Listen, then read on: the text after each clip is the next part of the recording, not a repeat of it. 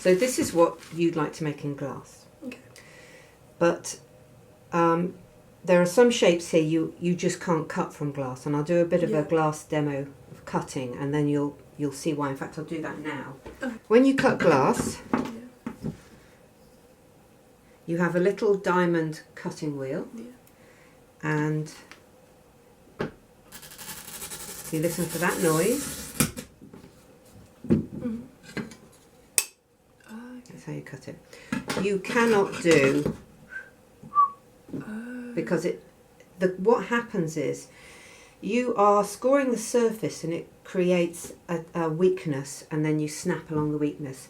If I try and do that, that weakness will just run all the way through.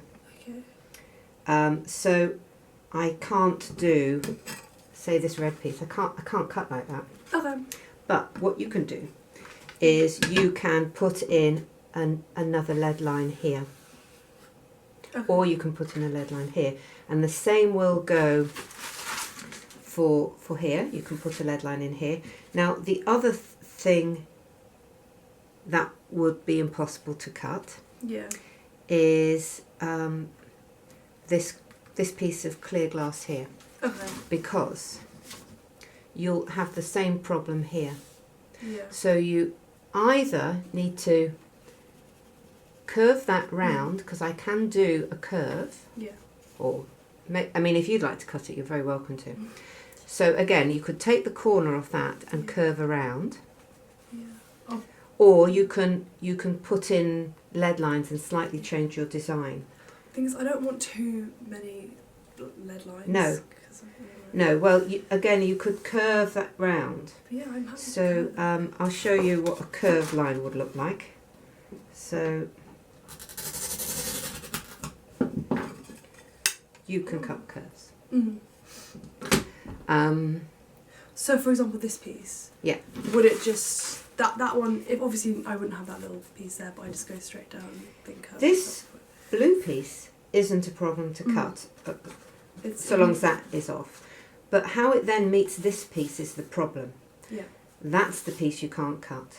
So it's that internal corner. External corners are fine because you take it that way and you take it that way. Snap, snap. There's your corner. This is okay. So that's what you have to revise with this, is where your cutting lines are going to go. Okay. And that's one of the restrictions in working in glass. And some people will try and get around those restrictions by using a grinder.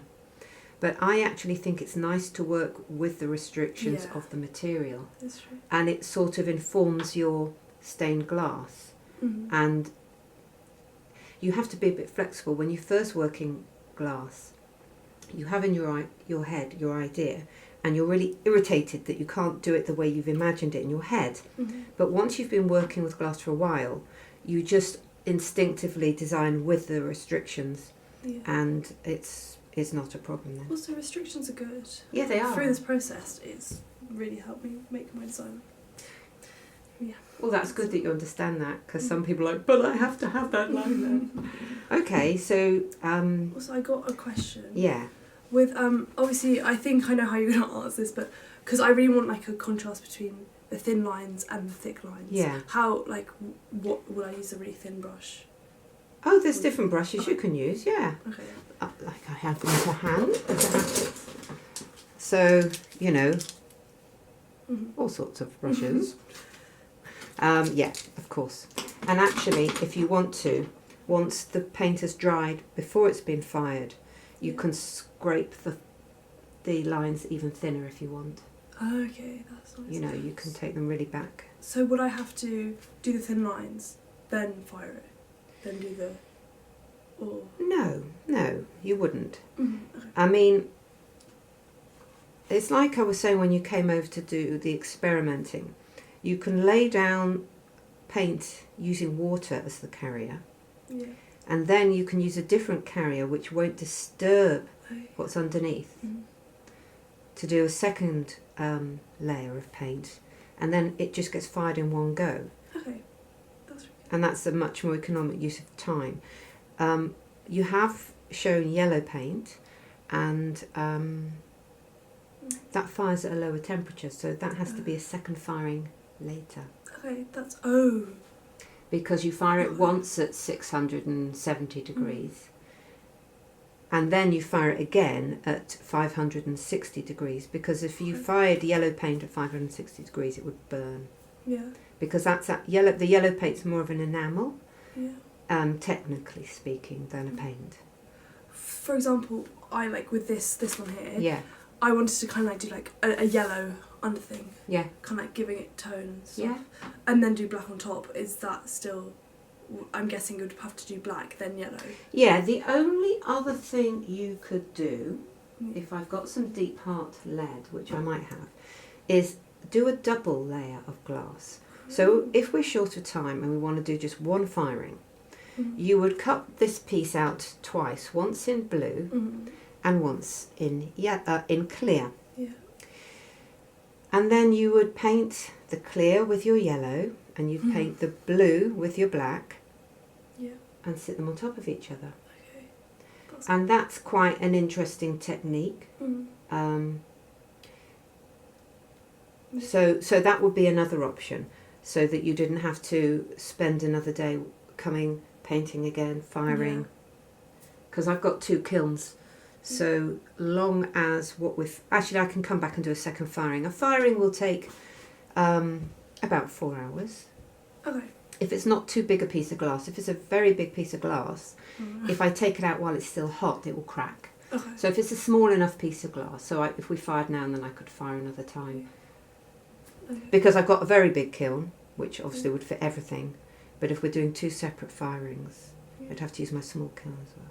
Yeah. Because obviously, so do you think we're probably not going to be able to do this in one workshop? You won't be able to paint and lead in one workshop, because you'll have to come back to do the leading.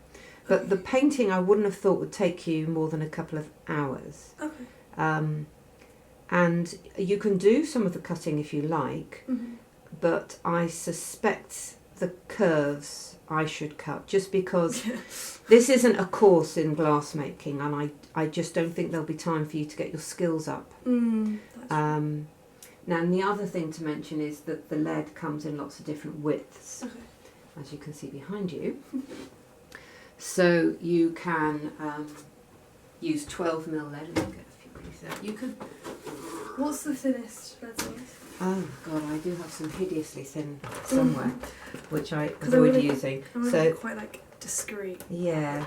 So that's 6. That's 8. That's 12. There's 10. I will look, because probably screwed up in a tiny ball somewhere is some 4mm. But the skill involved in leading up 4mm is much greater. But I'll look for it, because if it's on a relatively straight run, you can do 4mm. That's fine. But it's not as strong in the panel. But and this won't have a frame, so I'm just a bit aware of that as well. But maybe you could do little pieces. I'll look and see if I've got some anyway. I think maybe if you amend your design would be the first thing to do in terms of your cutting lines. Okay. And we can do that together, so you can just check what's possible. Yeah. I actually got like I've written down the exact measurements. So I can't. You've taken down the exact measurements? Yeah, because I like Miss like, you should make it when the window sizes at school. Wait, where is it gone? Well, if you said you wanted to make it bigger than this. Yeah. So do the sizes reflect the bigger size? Yeah. Okay. I'm just trying to work out how big is 1 meter. Right. So you want it to be 1.36 by 0.94.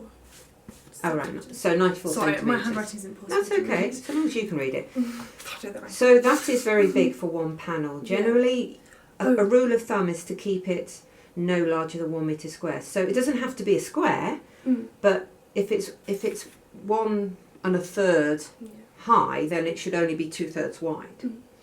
It's that sort of thing. So you could scale it down in a percentage way, which keeps your proportions the same. 8.